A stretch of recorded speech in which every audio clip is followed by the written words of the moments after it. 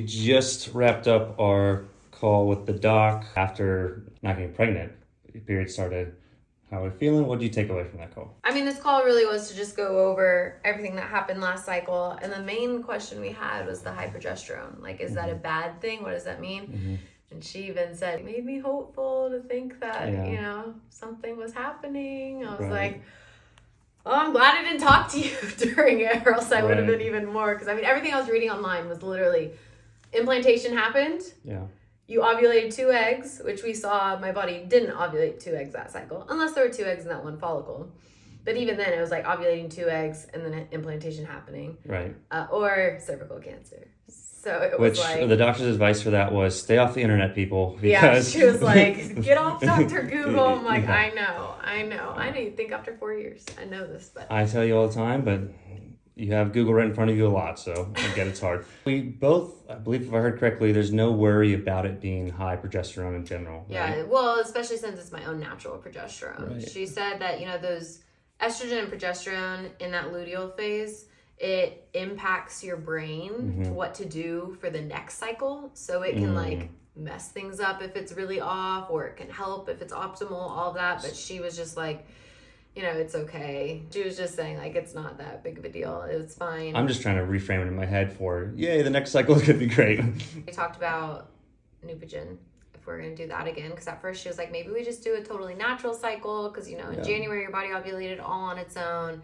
This last cycle, you did Neupogen. And Neupogen is to really just help prime that follicle, break down the outer shell so ovulation can happen. And she was like, with PRP, it seems like your body's doing it all on its own. Do you want to do it? Do you not want to do it? I know, it's... I just can't convince myself to not do it, because that's what I asked her. I said, is there a drawback that you're aware of to Neupogen? She said she doesn't have too much, experience. It's not a heavy part of her practice, but that she hasn't seen any. So I was like, okay, if there's no really drawback beyond, of course you have to go through some of the aches from it. I just think we keep trying it, at least for a couple cycles. Yeah. And she was like, it seems like your body's tolerating it just fine. We probably don't want to do it a ton of cycles in a row. Right. But right now, she's like, if you want to just throw everything at it, let's do it. So it sounds like that's what we're going to do. Yeah, we're going to do Neupogen again, but no trigger again. And then we just pray my body. Because we got one completely natural and then one Neupogen cycle, right? That both ovulated. Okay.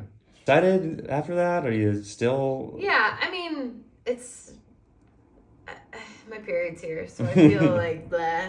But I feel like once this period tails off, I'll get hopeful and excited again. I feel like I'm kind of still just in my feels of ugh, it just sucks. We saw such good things, that progesterone being high, I was so exciting, and then I don't know.